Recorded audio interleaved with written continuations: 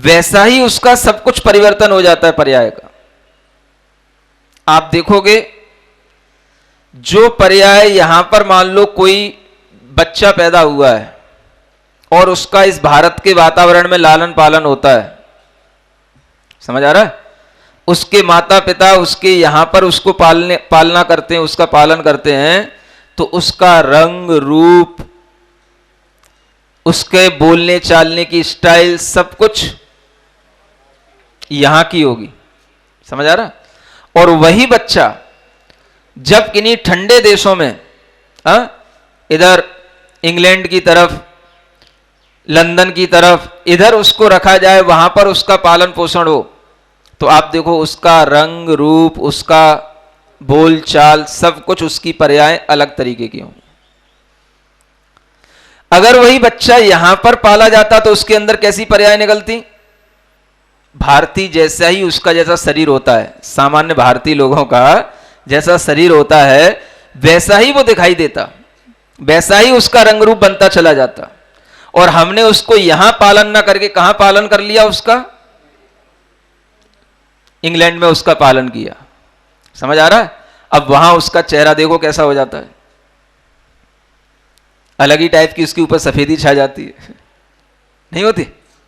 अलग ही उसकी त्वचा में एक कोमलता आ जाती है, अलग ही उसका पूरा शरीर जो है एक अलग ही जो है कहना चाहिए स्पर्श गुण के साथ में और अलग ही रूप रंग के साथ में हो जाता है। जो बच्चे की पर्याय यहां पलता, यहां निकलती, हमने उस पर्याय को बदल दिया कि नहीं बदल दिया? वो कहां निकली और वहां निकली तो वैसी ही निकली। किस कारण से निकली?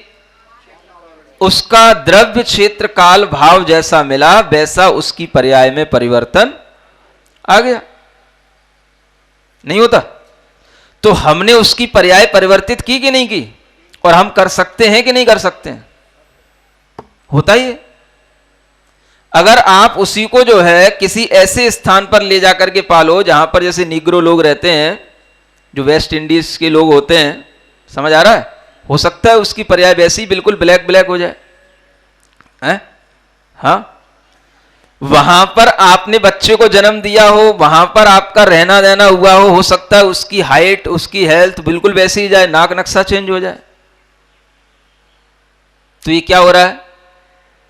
पर्यायों में परिवर्तन हमारी तरफ से होता है कि नहीं होता है? अगर हम पर्यायों में परिवर्तन हमारी तरफ से नहीं होता तब तो हम अपनी इच्छानुसार कोई चीज बना ही नहीं सकते। नहीं समझ आ रहा? दूध से हमें दही बनाना है, समझ आ रहा है, और दूध को फाड़ करके हमें एकदम से छेना बना लेना है, और दूध को दही ना बना करके हमें उसे उबाल करके मावा बना लेना है। अब आप कहो नहीं, दूध से तो दही ही बनेगा, उसकी क्रमबद्ध पर्याय है दूध से दही बनना। ऐसे क्या क्रमबद्ध हो गया? उसमें कौन सा क्रम बन गया? वो तो मेरी इच्छा के ऊपर है। हम उसका छेना बनाएं कि मावा बनाएं कि कुछ भी ना बनाएं, उसको सीधा ही पेट में ले जाएं, नहीं समझ आ रहा? उसकी पर्याय वैसी ही बनेगी। हर चीज की, हर द्रव्य की पर्याय ऐसी बंधी हुई है जैसे हार में ये मोती पिरोए हुए हैं, ऐसे बांधे हुए हैं। पहले समझो तो ये उदाहरण किसके लिए दिया गया और तुम किसके लिए बोले जा रहे हो। ये एक समय की पर्याय जो हमें दिखाई नहीं देती है, हर समय का परिणमन जो उत्पाद व द्रव्य के साथ चल रहा है उसको बताने के लिए उदाहरण दिया था, और आपने उसको स्थूल पर्यायों में सब में लगा दिया। हमारे साथ वही घटित होगा जो हमारी पर्याय में पहले से है, निश्चित हो चुका है। क्या समझ आ रहा है? मतलब हमें जिस समय पर मरना है उसी समय पर ही मरना है। हम उसको ना बचा सकते हैं, ना हम उसके लिए एक समय पहले मार सकते हैं। हम मारना भी चाहें तो भी मरेगा नहीं वो। ये मतलब हुआ ना? मतलब आपको हम जहर भी खिलाएं तो आपका मरण नहीं होगा। मतलब हम खिलाने से मतलब कोई भी थर्ड पर्सन आपके ऊपर कोई प्रयोग करे, है ना, तो फिर आप क्या कहोगे? नहीं, वो ऐसा ही होना था, इसलिए आपने जहर खा लिया और आपका आकस्मिक मरण हो गया, अकाल में मरण हो गया। वो मरण उसी समय पर होना ही था। मतलब जहर खाए जा रहा है तो भी मरण उसी समय पर होना था, और जहर नहीं खा रहा है, जीना है, तो भी उसको ऐसे ही जीना था, उसको अभी मरना नहीं था, इसलिए वो जहर नहीं खा रहा था। किसी भी चीज में समझने के लिए किसी भी चीज में लगा सकते हो ना। कोई भी पर्याय, मरण की पर्याय का आ जाना, जन्म की पर्याय का नाश हो जाना, ये हमारे लिए बिल्कुल क्रमबद्ध है। समझ आ रहा है ना? अगर क्रमबद्ध है तो फिर उस पर्याय में जब जिस समय पर होना है उसी समय पर होना चाहिए, उससे पहले क्यों हो जाता है?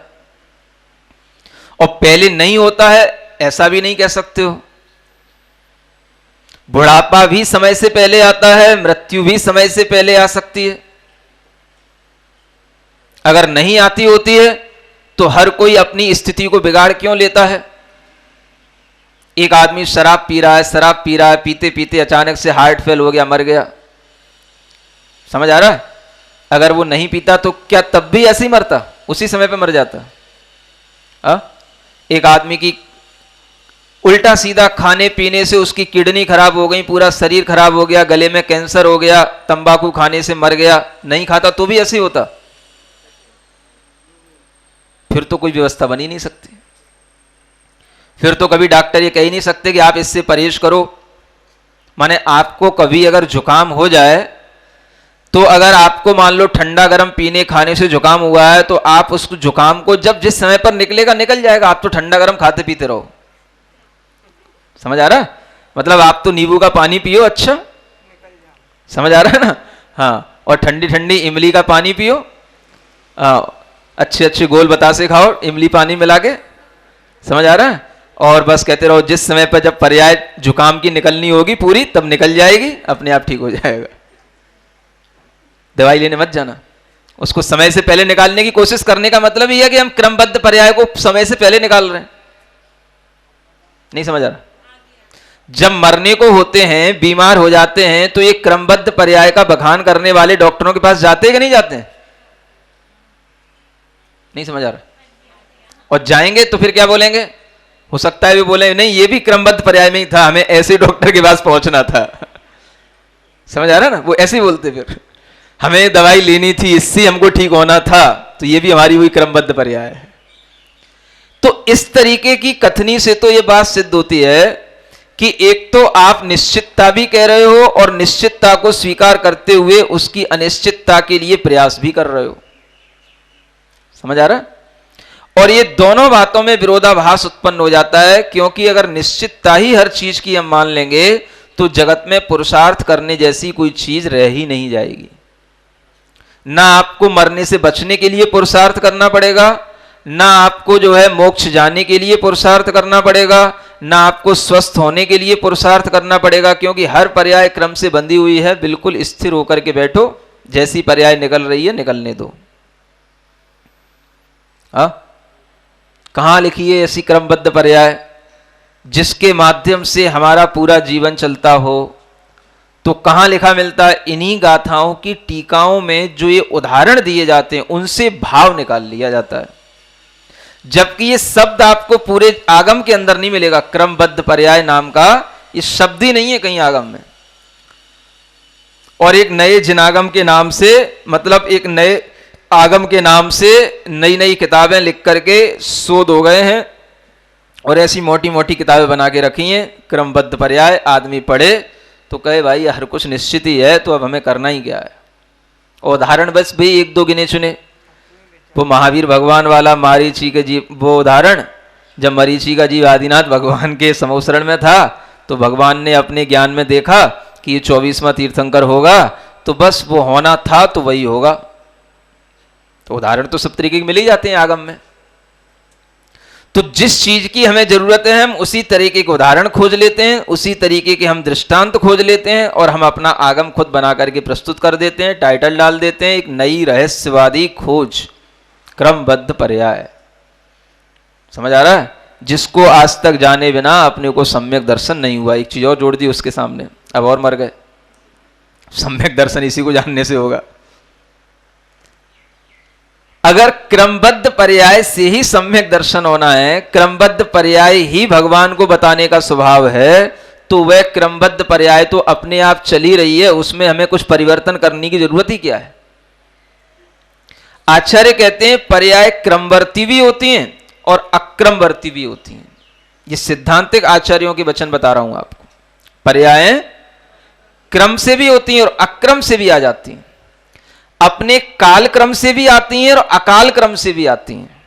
कोई भी पर्याय हो जो अपने काल से जिस समय पर होना है वो भी आएगी, अकाल में भी वो उससे पहले आ जाएगी। आप किसी को अच्छा खासा जीवन चल रहा है, अपने आप उसको जहर दे दोगे तो मरेगा तो है ही वो।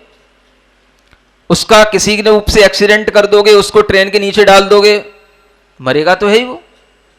ये अकाल क्रम से उत्पन्न होने वाली पर्याय काल क्रम से भी उत्पन्न होती हैं और अकाल क्रम से भी उत्पन्न होती हैं। अगर ऐसा नहीं होता तो हमेशा हर कार्य अपने ही उपादान कारण से होता रहता, निमित्त कारण की उसमें कोई जरूरत नहीं पड़ती। लेकिन यह बात बिल्कुल सिद्धांत विरुद्ध है जो निमित्त कारण को नहीं मानता कि बिना निमित्त के भी कार्य हो जाता है। ऐसा मानने वाला जैन दर्शन की एबीसीडी भी नहीं जानता है, समझना। मतलब अपनी शक्ति से ही कार्य हो रहा है, बाहर का कोई भी निमित्त कोई भी कारण उस कार्य को कुछ भी डिस्टर्ब नहीं कर सकता है। ऐसा जो मानता है वो जैन दर्शन का ज्ञान नहीं रखता है, क्योंकि कार्य जब भी होता है वह अपनी शक्ति से भी होता है और बाहरी निमित्तों की शक्ति से भी होता है। आपकी उपादान शक्ति कितनी बनी रहे, आपके लिए अगर ट्रेन के नीचे डाल दिया जाएगा, पटरियों पर डाल दिया जाएगा, उससे आप ट्रेन गुजर जाएगी तो निरंतर उसके नियम से मरण तो होगा ही। तो बाहरी निमित्त से मरण होता है कि नहीं होता।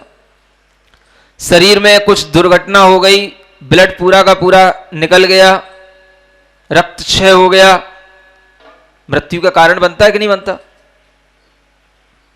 हम बाहरी निमित्तों को ही तो रोकने के लिए पुरुषार्थ करते हैं। अगर कहीं किसी के लिए ब्लड बह रहा है तो हम क्या करते हैं, उसको रोकते हैं।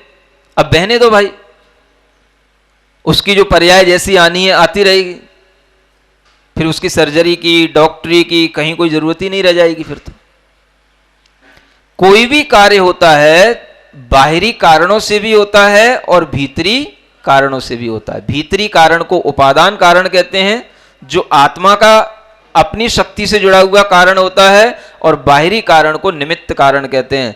और अगर हम एक ही क्रमबद्ध पर्याय को मानते हैं तो सिर्फ काम उपादान कारण से होगा, निमित्त कारण से नहीं होगा। और यही सिद्ध करने के लिए ये दूसरी खोज की गई, क्योंकि जिन लोगों को निमित्त कारण नहीं मानना है तो वो उसी की पुष्टि करने के लिए क्रमबद्ध पर्याय की खोज की गई। क्या समझ आ रहा है। ये सब इस तरीके के मतलब एक जालसाजी जिसको बोलते हैं, ऐसे काम होते हैं। जैसे हमने एक झूठ बोला, अब हमें एक झूठ को सिद्ध करना है, तो एक झूठ को सिद्ध करने के लिए हमें कोई दूसरी थ्योरी और लानी पड़ेगी, जिसके कारण से हमारा पहला वाला झूठ जो है अपने आप उससे सिद्ध हो जाए। तो हमारा एक नियम बन गया कि हर कार्य अपने उपादान से होता है, निमित्त उसमें कुछ नहीं करता है। ये पहले एक नियम बना लिया।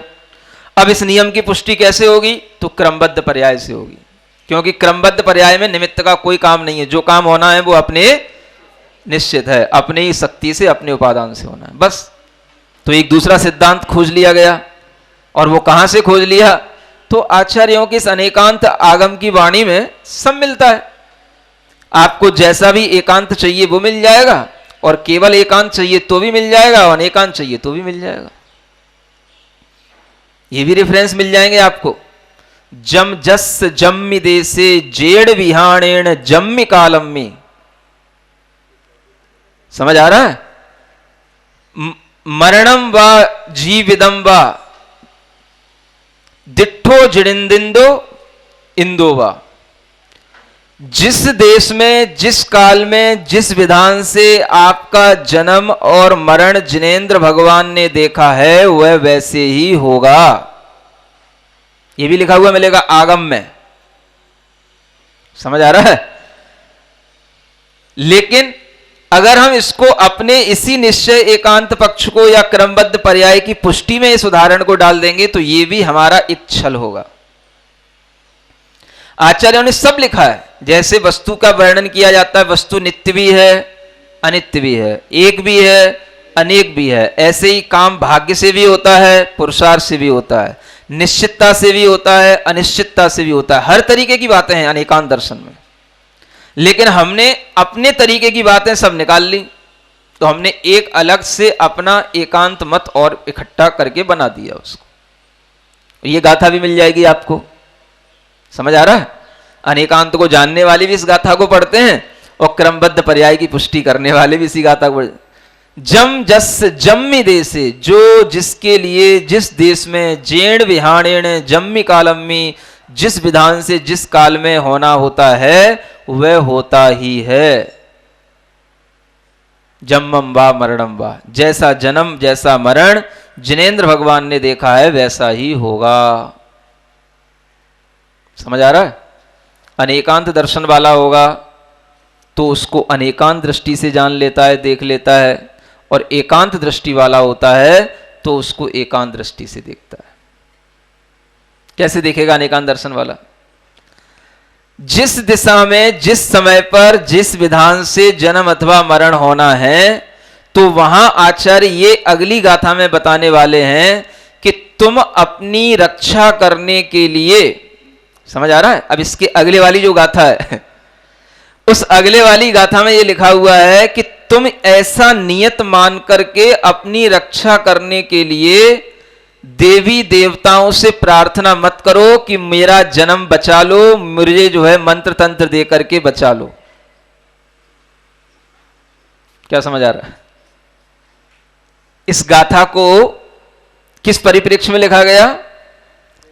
देवी देवताओं से जो प्रार्थना करते हैं, मुझे कोई मंत्र तंत्र दे दो, मुझे कोई विद्या दे दो, मेरे लिए रक्षा कर दो, मुझे धन दे दो, मुझे सुख दे दो, जो देवी देवताओं से मांगने में लगे हुए हैं, उनको समझाने के लिए आचार्यों ने गाथा लिखी कि तुम इनसे मत मांगो, तुम्हारे लिए जिस पुण्य से और जिस पाप से जब जो होना है वह होगा, ये तुम्हारे लिए कुछ नहीं दे सकते हैं। क्या समझ आ रहा है? हम पूरी बात तो पढ़ते ही नहीं, और आधी बात, अधूरी बात, उतना ही सेंटेंस जो अपने काम का है बस वो निकाल लेते हैं और उसी को रेफरेंस बना करके प्रस्तुत कर देते हैं। सामान्य से भोला वाला प्राणी क्या पता कहां से क्या रेफरेंस दिया, वो तो कहेगा देखो ये लिखा है। और ये किसकी गाथा है? कार्तिकेय अनुप्रेक्षा की गाथा है जो मैं आपको सुना रहा हूं।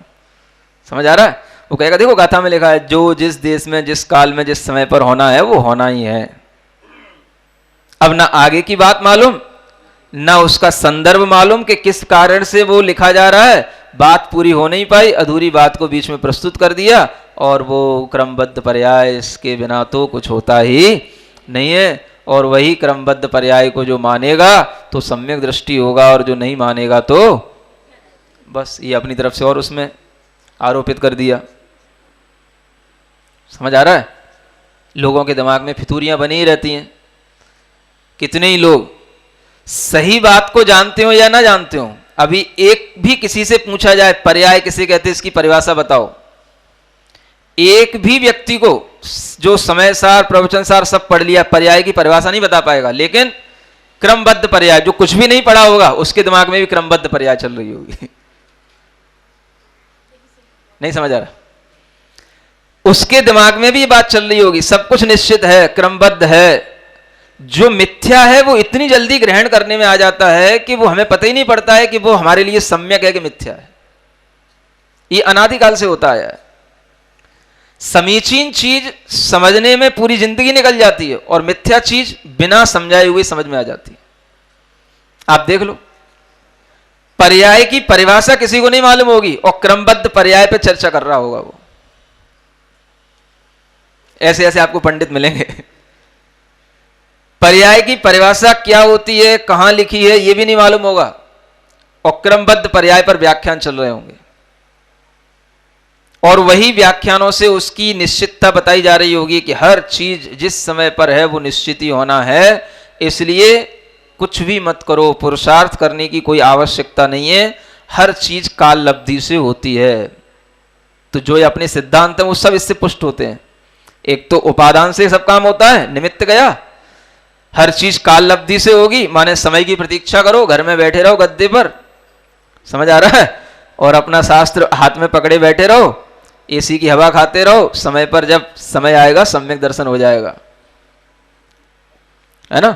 जैसे वो लादेन को मारने के लिए जैसे वो प्लेन उसी की बिल्कुल छत पे आया था ना और फिर उसी के वो कमांडो उसी के मतलब छत से ही उसके सामने आकर के उसके सामने खड़े हो गए ना, ऐसे ही अपने आप उतर करके आपके ऊपर देवता आएगा, है ना, मुनि महाराज आएंगे, आपको सम्यक दर्शन करा जाएंगे, देशना लब्धि दे जाएंगे अपने आप प्लेन से, सब आपके सामने, वो जिस समय पर जो पर्याय घटित होगी अपने आप उस समय पर होगा ही। समझ आ रहा है ना। जैसे वो लादेन का जिस समय पर मरण होना है तो वो होगा ही। सुन रहे हो, ऐसे बैठे बैठे इंतजार करो, तो क्रमबद्ध पर्याय से अपनी सब धारणाएं जो हम पुष्ट करना चाहते हैं वो सब हो जाती हैं। और फिर एक और उसी से पुष्टि हो जाती है, अब जो जो भगवान ने देखी सो सो होसी वीरा रे, जो जो देखी वीतराग ने सो सो होसी वीरा रे, काहे हो तधीरा रे। समझ आ रहा है, भगवान ने जैसा देखा है वैसा ही हो रहा है। माने अगर हम आलस्य में पड़े हैं तो भगवान ने ऐसा ही देखा है कि हम आलस्य में पड़े रहेंगे, है ना। हम अगर असंयम में पड़े हैं तो भगवान ने ऐसा ही देखा है हम असंयम में पड़े रहें। हम अगर आलू प्याज नहीं छोड़ पा रहे हैं, रात में भी खा रहे हैं, टाइम बे टाइम भी खा रहे हैं, भक्ष भक्ष सब खा रहे हैं, भगवान ने ऐसे ही देखा है, काहे हो तधीरा रे।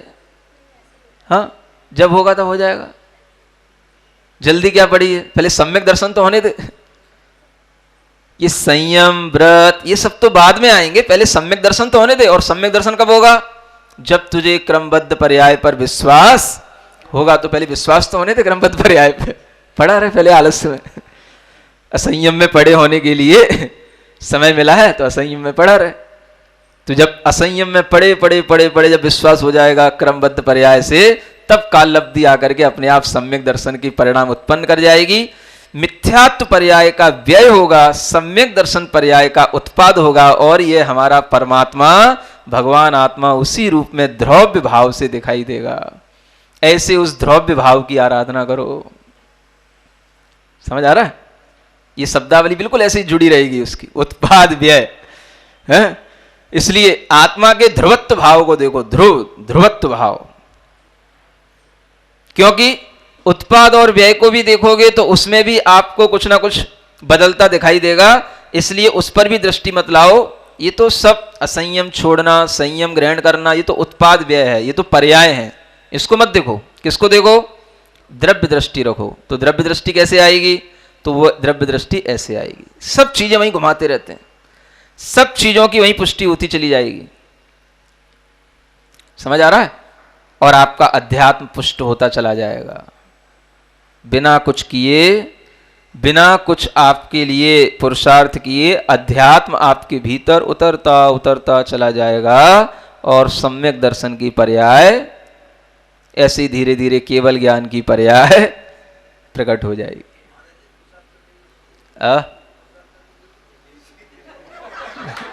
आप सो रहे थे क्या अभी तक, जब इतना बताया जा रहा है? सो ही गए थे आप?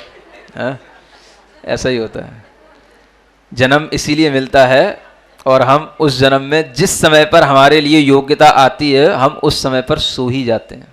समझ आ रहा है ना। बात आगे की कहाँ से शुरू हुई, क्या ग्राउंड चल रहा है, ये हमें कुछ पता नहीं रहता, और जब हमारी नींद खुलती है तब हमें पता पड़ता है कि हमारी पर्याय पूरी हो चुकी, टाइम पूरा हो गया। समझ आ रहा है, ऐसा ही होता है हर व्यक्ति की जिंदगी में, ऐसा ही हो रहा है।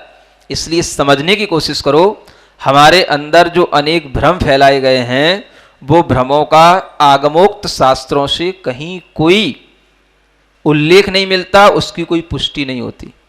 तमाम धवला, जय धवला, महाबंद आदि सिद्धांत शास्त्र हैं जो महान आचार्यों ने लिखे हैं, और स्वयं आचार्य कुंदगुंद के भी अध्यात्म ये जो शास्त्र हैं उनमें कहीं पर भी इस तरह के निश्चय एकांत का, क्रमबद्ध पर्याय का, और हर पर्याय निश्चित है, ऐसे इस निश्चितवाद का कहीं पर भी कोई उल्लेख नहीं है। और इस उल्लेख को जो व्यक्ति एकांत रूप से प्रस्तुत करता है वो अनेकांत को भी एकांतिक रूप से बना करके उसको तोड़ मरोड़ रहा है। ये समझना, धर्म क्या है? अनेकांत स्वरूप है। उसको अगर हम एक नियतिवाद पर ले गए तो ये सब कहां चला गया? ये सब नियतिवाद है। ये समझ आ रहा है? मिथ्यावादों में 363 मत हैं, उनमें एक नियतिवाद भी एक मत के रूप में आता है। तो ये उसी की ओर ले जाने वाली प्रक्रिया चल रही है। इसलिए जिन लोगों को कुछ भी एबीसीडी नहीं आती, उत्पाद व्यय द्रव्य नहीं जानते, एक पर्याय गुण क्या होता है ये नहीं जानते, उनसे भी क्रमबद्ध पर्याय की प्रश्न सुन लो। हमसे भी पूछ बैठेंगे, महाराज बताओ तो ये क्रमबद्ध पर्याय क्या होती है? जब पर्याय निश्चित ही है तो फिर आप ये सब क्यों पुरुषार्थ कर रहे हैं? समझ आ रहा है? अब हम उन्हें क्या पढ़ाएं, क्या समझाएं, जिन्हें गुण और पर्याय की परिभाषा भी नहीं मालूम, वो भी क्रमबद्ध पर्याय जैसी बातें कर रहे हैं। तो अपनी स्थिति देखो कि हम कितने भटके हुए हैं और दूसरों को भटकाने में कितने कारण बन रहे हैं। समझ आ रहा है? अगर हम अच्छा नहीं भी सीख पाते हैं तो हमें गलत कभी भी नहीं सीखना चाहिए। समझ आ रहा है? अच्छा भोजन करने को नहीं भी मिले तो भूखे रहना अच्छा है, लेकिन जहर खाना अच्छा नहीं होता है। इसी तरीके से अनेकांत के मर्म को अगर हम समझ ना पाए तो कोई बात नहीं, लेकिन एकांत धर्म को हमें कभी भी स्वीकार नहीं करना चाहिए। ये नियतिवाद एक ऐसा ही एकांतवाद होता है जिसके माध्यम से हम पुनः मिथ्यात्व में ही गिर पड़ते हैं। समझ आ रहा है? तो वही समझना है कि आचार्य यहां कह रहे हैं हर परिणाम जो वस्तु का स्वभाव है वो उत्पाद व्यय द्रव्य के साथ चलता है, लेकिन उसका उत्पाद व्यय द्रव्य कितने कारणों से बदल जाता है, मतलब पर्याय तो उत्पन्न होगी लेकिन उसके ऊपर प्रभाव कितनी चीजों का पड़ता है, ये सब जो है आगे के सिद्धांत में बताया जाएगा। यहां तो केवल उस वस्तु का एक सामान्य स्वभाव बताया जा रहा है? नहीं तो फिर कर्म का उदय की व्यवस्था ही, द्रव्य के परिणमन की व्यवस्था ही बिगड़ जाएगी। हम कुछ भी नहीं करेंगे फिर तो। मतलब अगर आपके लिए ये कागज भी बनाना तैयार हुआ है तो ये बिना बनाए अपने आप बन जाएगा। जब जिस समय पर इसके कागज के परिणमन की योग्यता ही कागज बन जाएगा। कोई भी चीज एक युक्ति से भी सोचने वाली बात होती है ना, कि अगर हम किसी चीज को मार रहे हैं तो वो लॉजिकली फिट बैठती है कि नहीं बैठती है? वो लॉजिक ही तो युक्ति कहलाते। तो हम किसी चीज को अगर समझ रहे हैं कि जब हमारे लिए जो होना है तो होना ही है, फिर आंखों पर चश्मा लगाने की जरूरत नहीं है।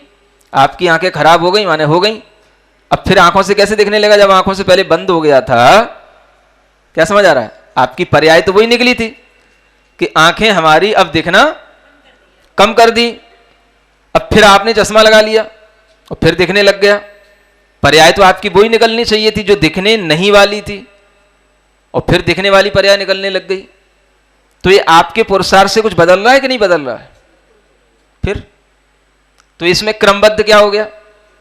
फिर कहोगे नहीं चश्मा लगाना भी वही क्रमबद्ध में आता है, ये तो फिर बेफिजूल की बात हो गई, है ना? तो इसको समझो कि ये जो उदाहरण दिया गया है प्रवचन सार में आचार्य अमृतचंद जी ने, उस एक हार के उदाहरण को इन्होंने अपना उपहार बना लिया है कुछ लोगों ने, है ना? बस वो एक एक मोती जैसे क्रम क्रम से पिरोया हुआ है, मोती एक दूसरे का उल्लंघन नहीं कर सकता।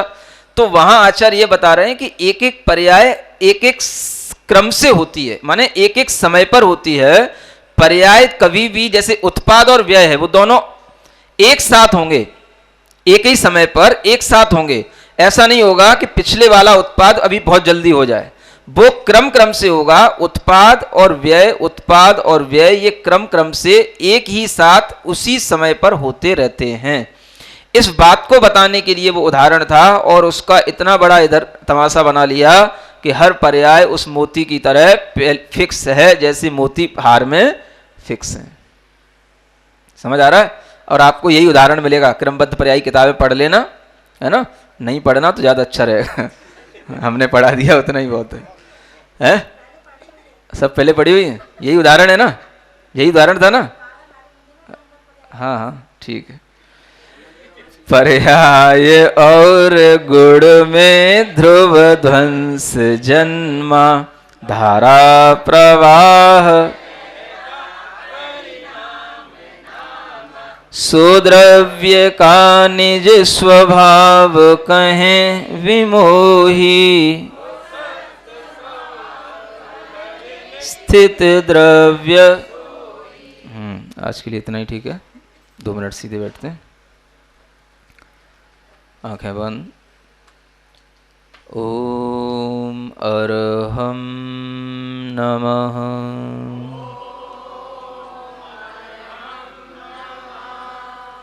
ओम अरहं नमः।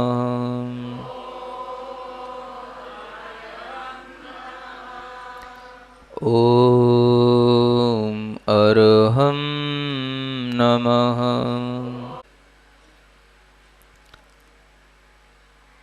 जिस आत्मा में हर समय उत्पाद व्यय द्रव्य की प्रक्रिया चल रही है, शरीर में भी प्रति समय उत्पाद व्यय द्रव्य की प्रक्रिया चल रही है, भावों में भी प्रति समय उत्पाद व्यय द्रव्य की प्रक्रिया चल रही है। हर परमाणु, हर पदार्थ प्रति समय इसी प्रक्रिया में निमग्न है। व्यय द्रव्य सहितो हम,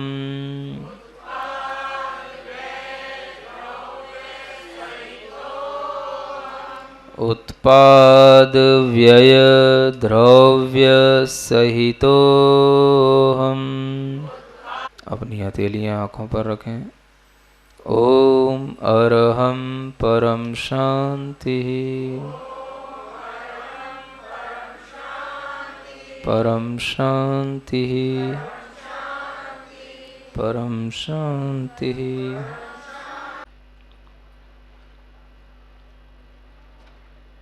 गाथा नंबर 110। ऋणभवो भंग विहीणो, भंगो वाणत्थि संभव विहीणो, उपादो वियभंगो, न विणाधोवेण अथेण।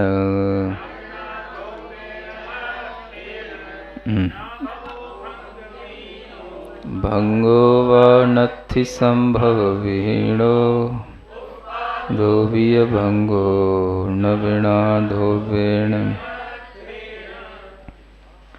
यहाँ इस गाथा में जो उत्पाद व्यय और द्रव्य प्रत्येक वस्तु के जो 3 धर्म हैं, उन्हीं के बारे में चर्चा है कि ये धर्म एक दूसरे में परस्पर विरोधी रूप में दिखाई देते हैं, परस्पर में विरुद्ध हैं। फिर एक ही द्रव्य में ये कैसे संभव हो सकते हैं? इस तरह का प्रश्न होने पर मानो उत्तर देने के लिए ये गाथा आई है। न भवो भंग विहीणो, भव अर्थात उत्पाद होना। किसी भी पदार्थ का कोई भी उत्पाद होता है तो ये ध्यान रखना कि वह पदार्थ का कोई नया उत्पाद नहीं होता, उस पदार्थ की नई पर्याय का उत्पाद होता है। एक ध्यान हम रखते हुए चलें इस बात को कि कभी भी द्रव्य नया नहीं बनता, उसकी जो नई पर्याय उत्पन्न होती है उसी को हम उसका उत्पाद कहते हैं। द्रव्य कभी भी नया नहीं बनता। जैसा कि लोग कहते हैं, पूछते हैं कि जीव नया बन गया क्या? कोई जीव पहले नहीं था, अब आ गया, नई उत्पत्ति हो गई। कहने में आता है कि जीव नया उत्पन्न हो गया, लेकिन जीव कभी भी नया उत्पन्न नहीं होता। कभी भी बारिश होती है, अनेक जीवों की उत्पत्ति अपने आप दिखने लग जाती है। रात होती है, अनेक तरह के कीड़े मकोड़े मच्छरों की उत्पत्ति अपने आप हो जाती है। लोग कहते हैं ये जीव कहाँ से उत्पन्न हो गए? कहने में व्यवहार की भाषा में आता है कि जीव उत्पन्न हो गए, लेकिन वस्तुतः देखा जाए तो वह कोई नया जीव उत्पन्न नहीं हुआ। जीव जो था उसका वह एक नई पर्याय में जन्म हुआ।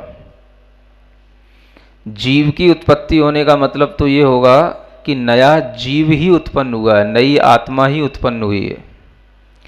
फिर भी ऐसा कहना गलत नहीं है जो ये कहा जाता है कि जीव उत्पन्न हुआ। क्यों गलत नहीं है? क्योंकि हमें नयों के माध्यम से दोनों प्रकार का ज्ञान रखना चाहिए। जो आपको बताए हैं दो नय, उन्हीं को हम पुनः समझने की कोशिश करें। एक द्रव्यार्थिक नय और एक पर्यायार्थिक नय। द्रव्यार्थिक नय वह कहलाता है जो द्रव्य को अपना विषय बनाता है, द्रव्य को अपना ऑब्जेक्ट बनाता है, द्रव्य को अपने सामने रख करके चलता है, उसे कहते हैं द्रव्यार्थिक नय। और जो पर्याय को अपना ऑब्जेक्ट बनाता है उसे कहते हैं पर्यायार्थिक नय।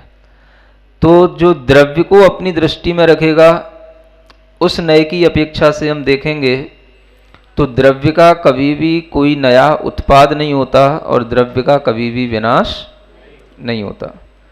इसका मतलब ये होता है कि द्रव्य कभी भी द्रव्यार्थिक नय की अपेक्षा से कोई भी द्रव्य कभी भी न उत्पन्न होता है न नष्ट होता है। द्रव्यार्थिक नय ने क्या बताया कि द्रव्य को देखो, और जब द्रव्य देखोगे तो द्रव्य में आपको भाव दिखाई देगा, यह वही द्रव्य है, यह वही द्रव्य है, यह वही द्रव्य है। तो जो यह वही है इस तरह का जो हमें ज्ञान कराता है इसको कहते हैं द्रव्यार्थिक नय। तो जब ये वही द्रव्य है, वही द्रव्य है, तो उत्पन्न तो कुछ हुआ ही नहीं, नष्ट भी कुछ नहीं हुआ, तो वह द्रव्यार्थिक नय कहलाएगा। और उसी द्रव्यार्थिक नय से कहा जाएगा कि द्रव्य कभी भी उत्पन्न नहीं होता और द्रव्य का कभी भी नाश नहीं होता। फिर पर्यायार्थिक नय आता है तो वो किसको विषय बनाता है? पर्याय को। वो पर्याय की ओर देखेगा। तो पर्याय नष्ट होती है, पर्याय उत्पन्न होती है।